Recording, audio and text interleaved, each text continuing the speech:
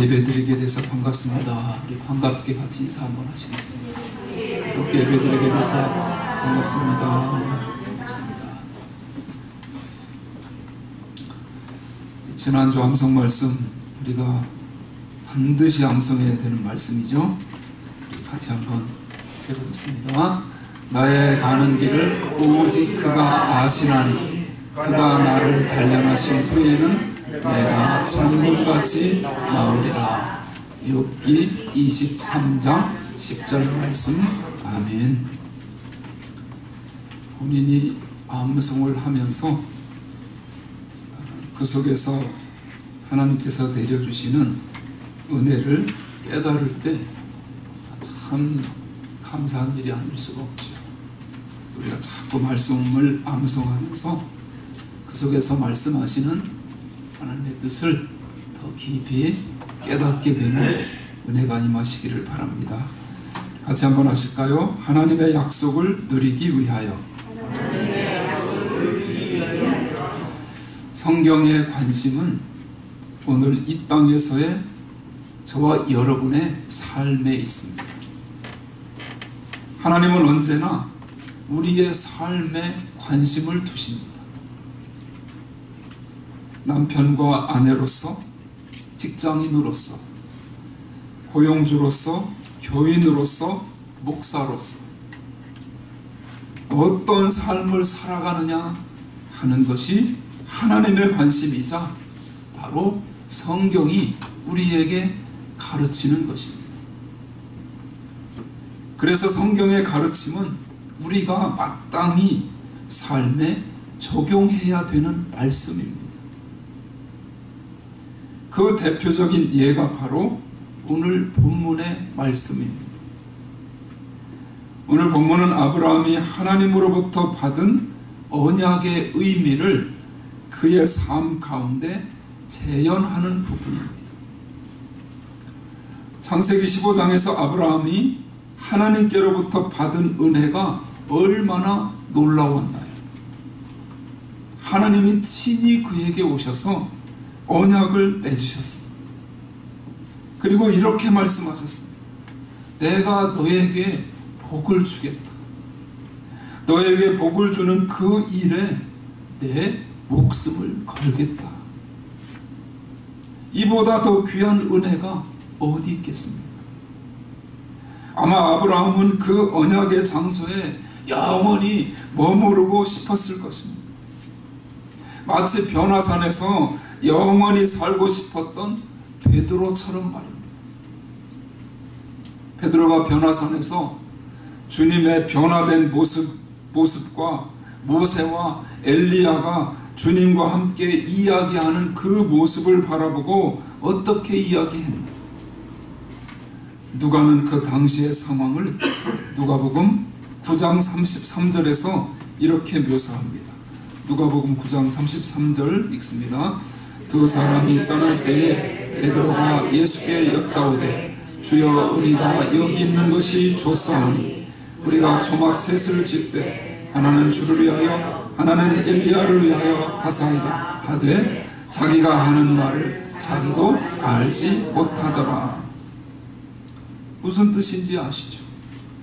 예수님과 모세, 엘리야가 함께 있는 그곳이 너무 좋다 보니 정신이 없어서 자기가 지금 무슨 말을 하고 있는지 모르고 있다는 것입니다. 여러분, 우리 역시 이럴 때가 있습니다. 하나님 앞에 큰 은혜를 받고 나면 세상이 싫어집니다. 어떤 여자분은 너무 은혜를 받아서 남편도 싫어지더랍니다. 그러시면 안 됩니다. 은혜를 받을수록 남편이 더 좋아지고 아내가 더 좋아져야 합니다. 특별히 부흥회 때 은사를 많이 체험하고 나면 세상이 다 싫어질 때가 있습니다. 그래서 속세를 떠나서 오직 기도원으로 오직 부흥회만 쫓아다니는 그런 정신이 조금 나간 분들도 계십니다. 살짝 말해야 돼요. 이것이 바로 지금 베드로의 심정입니다. 은혜를 받은 그 순간, 하나님의 약속을 받은 그 순간, 시간이 거기서 멈춘다면 얼마나 좋겠습니까? 아브라함도 그러기를 원했을 것입니다. 하지만 그런 일은 결코 일어나지 않습니다. 여러분, 변화사는 우리의 거처가 아닙니다. 우리가 살아가야 할 곳은 이 세상이지 변화산이 아닙니다. 우리는 현실 세계 속에서 살아가야 하는 사람들입니다. 우리는 받은 은혜를 가지고 곧바로 이 세상으로 돌아와야 합니다. 그것이 성경의 가르침입니다. 그냥 이렇게 예배만 드리고 살면 죄 지을 일도 없고 얼마나 좋겠습니까? 그러나 우리는 그렇게 살도록 부름받지 않았습니다. 하나님께로부터 언약과 은혜를 받은 것이 우리를 이 세상의 모든 문제로부터 해방시켜주는 것을 의미하지는 않습니다. 은혜 받는 것은 참 귀한 일이지만 그 은혜를 삶 속에서 실천해 나가는 것은 또 다른 문제입니다. 어쩌면 하나님께 약속을 받는 것보다 그 약속의 말씀에 따라 현실을 살아가는 것이 더 어려운 문제인지도 모릅니다. 이것이 오늘 본문이 말하고자 하는 것입니다. 우리 본문 16장 1절을 같이 읽습니다. 아브라함의 아내 사레는 출산하지 못하여 그에게 한 여종이 있으니 애굽 사람이요 이름은 하갈이라. 본문 3절 말씀에 따르면 창세기 15장과 16장 사이에는 10년이라는 간격이 있습니다. 하나님의 언약을 받은 지 이미 10년이 지났습니다. 하나님이 아브라함에게 나타나셔서 아브라함아 내가 내게 아들을 주마라고 말씀하시자 아브라함은 저의 상속자는 엘리에셀이 될 것입니다 라고 대답했습니다. 이에 하나님이 아니다, 그는 너의 상속자가 아니다 라고 말씀하시며 친히 하늘의 별을 보여주시면서 저 밤하늘의 별들을 셀 수 있겠느냐, 너의 후손이 그와 같을 것이다. 내 몸에서 태어날 자가 후손이 될 것이다. 그렇게 말씀해 주셨습니다. 그리고 그 약속을 지키시기 위해 하나님께서 친히 쪼갠 짐승 사이로 지나가셨습니다. 그런데 문제는 그 후 10년 동안 아무 일도 일어나지 않았다는 것입니다.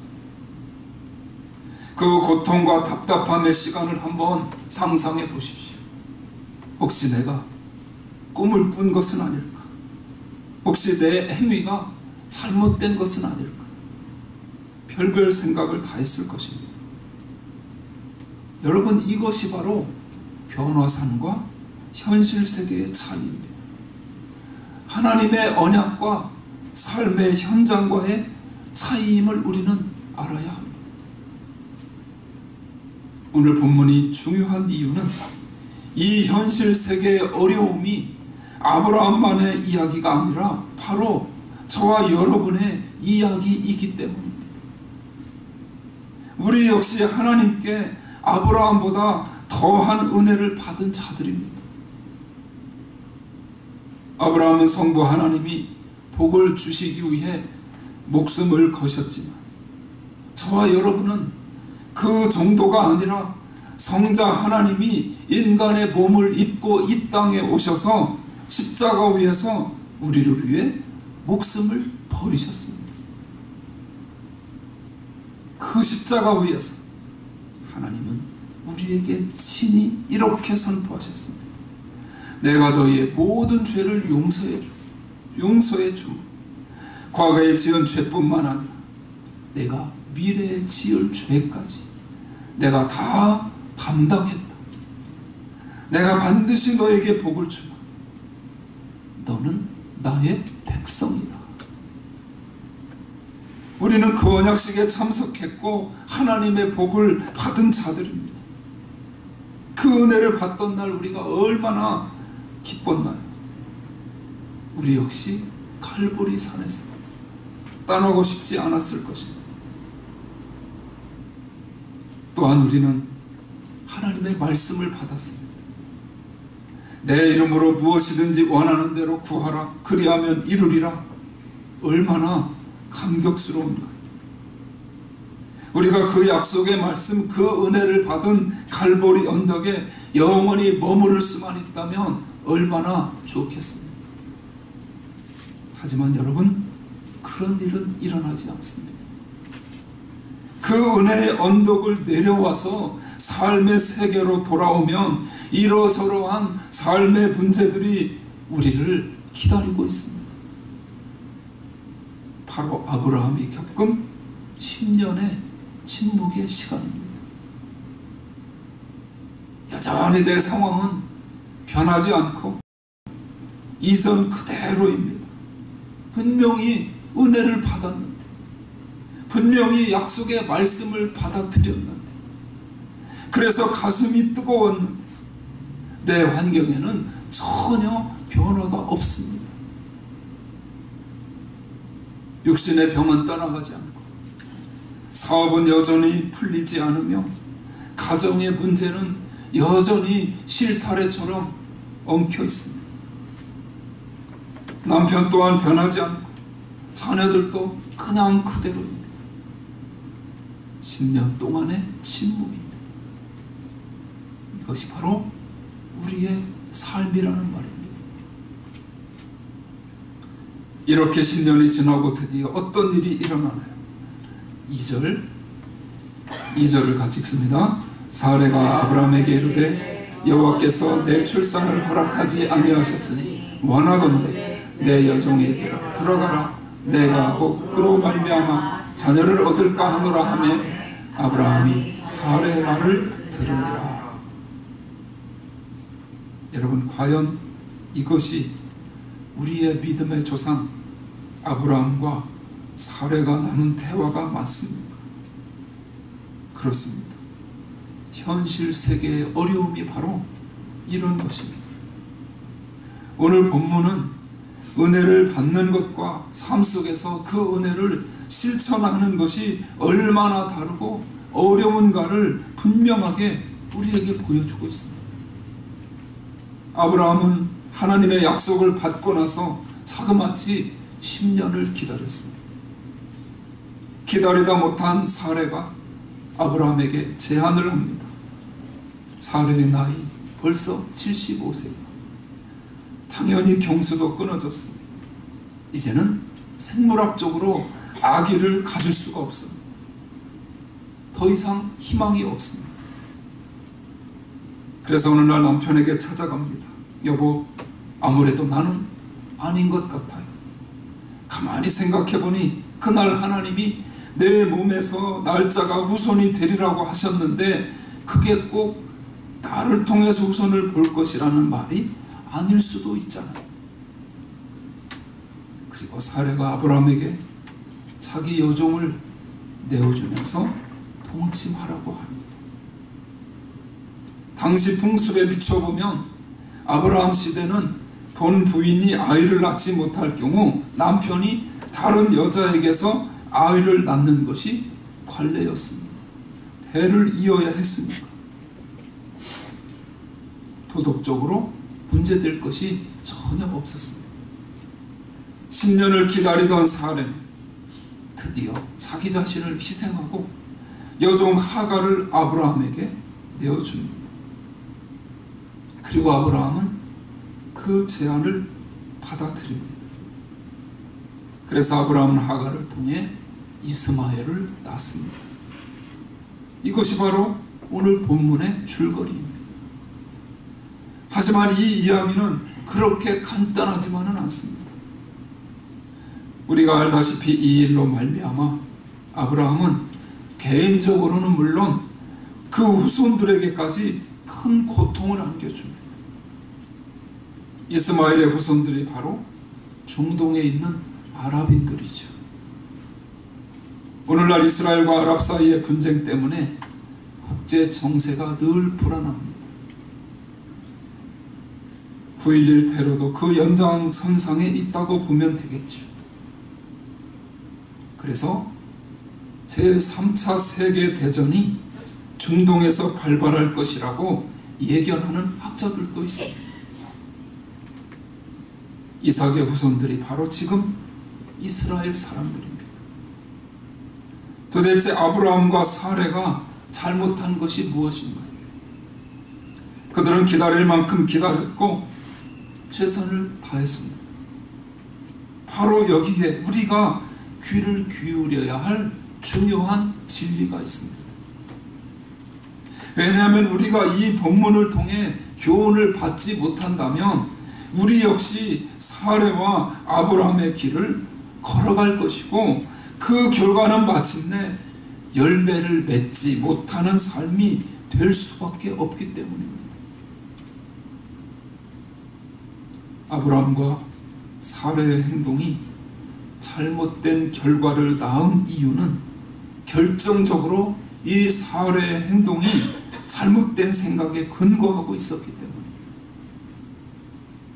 그것은 하나님이 약속을 주셨지만 그 모든 것을 이루어내는 것은 나 자신이라고 생각하는 것입니다. 약속을 주신 분은 하나님이시지만 그 모든 것을 이루어내는 것은 나 자신이라고 생각하는 것. 이것은 아브라함과 사라에게 뿐만 아니라 오늘 우리들, 바로 내 안에 깊숙하게 뿌리내리고 있는 잘못된 생각입니다. 근본적으로 잘못된 이 생각이 아브라함과 사레로 하여금 이삭이 아닌 이스마엘을 만들어내게 했습니다. 우리 로마서 8장 6절 이번 주에 암송해야 되는 짧지만 아주 핵심적인 말씀인데 우리 한번 같이 읽어보겠습니다. 육신의 생각은 사망이요 영의 생각은 생명과 평안이니라. 하나님의 약속은 언제나 하나님의 때, 하나님의 방법, 하나님에 의해 이루어져야 한다는 것이죠. 하나님의 약속은 결단코 내가 생각한 때에 나의 방법으로 이루어져서도 안 되고 그렇게 이루어질 수도 없습니다. 만일 우리가 하나님의 약속을 인내로 참음으로 기다리지 못하고 내 방법으로 그 약속을 이룬다면 그 결과는 이삭이 아니라 이스마엘이 되고 마는 것입니다. 이것이 바로 오늘 우리에게 주는 교훈입니다. 본문을 보면 사실 아브라함이 그렇게 큰 잘못을 저지른 것처럼 보이지 않습니다. 그러나 이 모든 일의 책임은 아브라함에게 있습니다. 하나님의 약속을 받은 사람은 사레가 아니라 바로 아브라함이었기 때문입니다. 게다가 그는 자기 가정의 지도자 위치에 있었습니다. 본문을 보면 아브라함은 몇 가지의 잘못을 저지릅니다.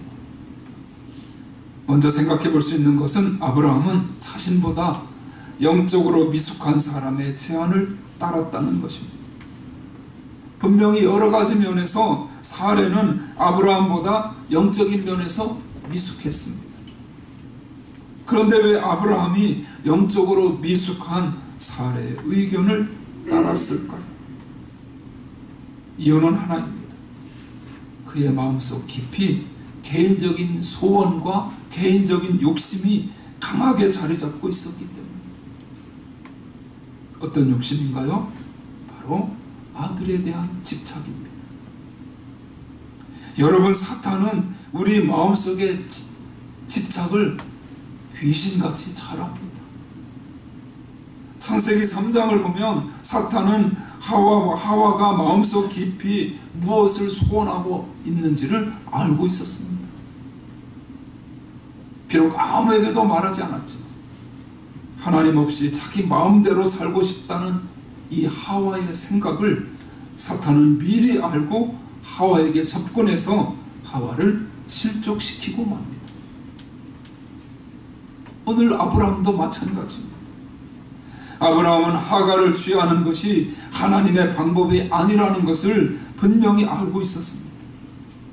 그러나 아들을 향한 욕심과 집착 때문에 하나님의 약속을 직접 받았음에도 불구하고 인간의 방법으로 그것을 이루고자 했다는 것입니다. 차마 자기 입으로는 먼저 말하지 못하고 있는데 영적으로 아직 어려서 판단력이 부족한 아내 사레가 와서 강권하자 받아들이고 맙니다. 오늘 본문은 그 결과를 아주 구체적으로 말해주고 있습니다. 그 결과가 무엇인가요? 한마디로 말하면 고통의 연속입니다. 비록 아브라함이 이스라엘과 중동의 분쟁을 직접 보지는 못하지만 아브라함이 살아있는 동안 그 가정에 여러모로 고통이 찾아옵니다. 어떤 고통인가요? 먼저 사라에게 고통이 다가옵니다. 본문은 하갈이 잉태하자 그가 여주인을 경멸했다고 했습니다. 사라의 마음이 얼마나 아팠을까. 거기다가 그렇게 고분고분하던 이 여종 하갈이 잉태한 후로는 주인인 사라를 무시하기 시작합니다. 애도 못 갖는 것이 무슨 주인이라고. 이제부터 내가 이 집안의 주인이야. 내 뱃속에 이 집의 대를 이을 후사가 있잖아. 이것이 바로 사레가 당했던 고통입니다. 그 다음에 어떻게 되나요? 자고로 집안의 모든 문제는 당사자 간의 문제로만 끝나지 않는 것 같습니다. 시어머니와 며느리 사이의 문제가 결국 남편과 아내의 문제로 번지는 그런 것처럼 사레와 아브라함 사이가 심상치 않습니다. 5절 같이 읽어보실까요? 사레가 아브라함에게 이르되 내가 받는 모욕은 당신이 받아야 할 오토다. 내가 나의 여종을 당신의 품에 두었거늘 그가 자기의 임신함을 알고 나를 멸시하니 당신과 나 사이에 여호와께서 판단하시기를 원하노라. 이 부분에서 아브라함은 아주 무책임합니다. 서름에 북받쳐서 자기에게 하소연하는 아내에게 당신 종이니까 죽이든 살리든 당신 마음대로 하라고 말하는 겁니다. 한번 상상해 보십시오. 그 집안 꼴이 어떠했을까요? 내 마음대로 하라 이거지. 독이 오른 사례가 어떻게 합니까? 하가를 핍박하고 얼마나 거칠게 다뤘던지 오늘 6절 끝에 보면 나오죠. 하갈이 마침내 도망가 버립니다. 여러분, 본문의 내용이 상상이 되십니까? 서로 무시하고 책임 전가하고 나 몰라라 하는 일이 벌어졌습니다. 이 모든 일의 중심에 있는 아브라함은 그냥 무책임하게 팔짱만 끼고서 방관하고 있습니다.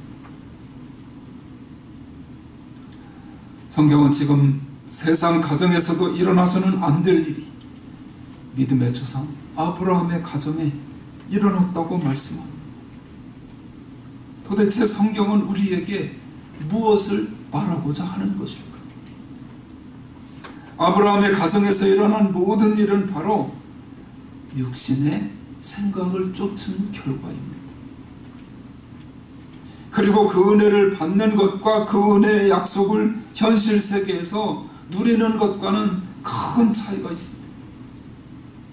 바로 이것이 성경이 우리에게 하고자 하는 말씀입니다. 그러면 우리가 하나님의 약속을 받고 나서 이스마엘이 아닌 이삭이라는 열매를 맺어야 하는데, 이 이삭이라는 열매를 맺기 위해서 어떻게 해야 할까요? 세 가지를 꼭 기억하시기 바랍니다. 첫 번째, 같이 하실까요? 하나님께 시간을 내어 드리자. 하나님께 시간을 내어 드려야 합니다. 하나님이 자신의 약속을 하나님의 때에 하나님의 방법으로 이루시도록 하나님께 시간을 내어 드려야 합니다. 그저 우리는 하나님이 뭐라고 하시는지 들을 뿐입니다. 그러기 위해서 주님께 시간을 내어 드려야 합니다. 두 번째는 같이 하시죠. 하나님의 방법을 따르자. 하나님의 방법을 따라야 합니다. 하나님의 일은 하나님의 방법으로 이루어 가야 합니다. 아무리 다급해도 하나님의 방법이 아니면 따르지 말아야 합니다. 바로 믿음의 사람의 모습입니다. 인간의 방법을 따르면 결국 그 열매는 이삭이 아니라 이스마엘이 되고 맙니다. 야곱처럼 거짓말로 자신의 뜻을 이루려고 하다가는 고통만이 기다리고 있을 뿐입니다. 세 번째는 같이 하시죠. 날마다 십자가로 나아가자. 날마다 십자가로 나아가자.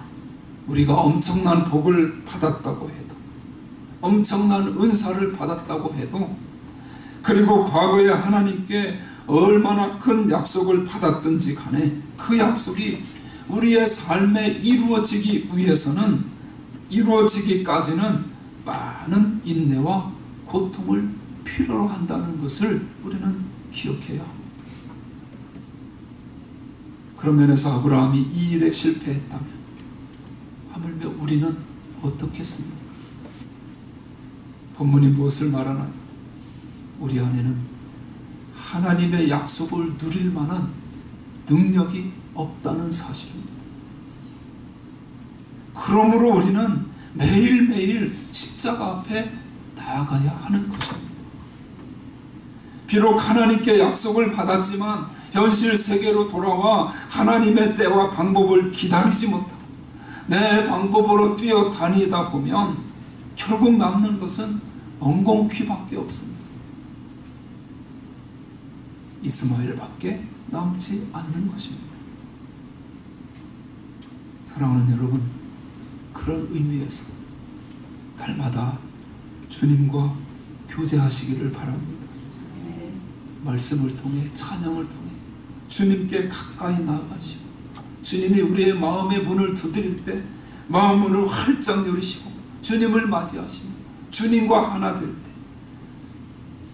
축복의 열매를 가득 맺을 수 있도록 우리 모두를 인도해 가실 줄로 믿습니다. 모든 일에 기도로 십자가 앞에 나아가시기 바랍니다. 우리 갈라디아서 2장 20절 길지만 우리가 이 말씀도 꼭 암송해야 되는 말씀인데 같이 한번 읽어보시죠. 내가 그리스도와 함께 십자가에 못 박혔나니 그런즉 이제는 내가 사는 것이 아니요 오직 내 안에 그리스도께서 사시는 것이라.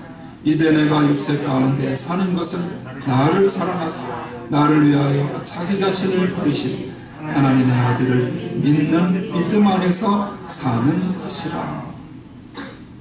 하나님의 아들을 믿는 믿음 안에서 사는 저와 여러분이 다 되시기를 바랍니다.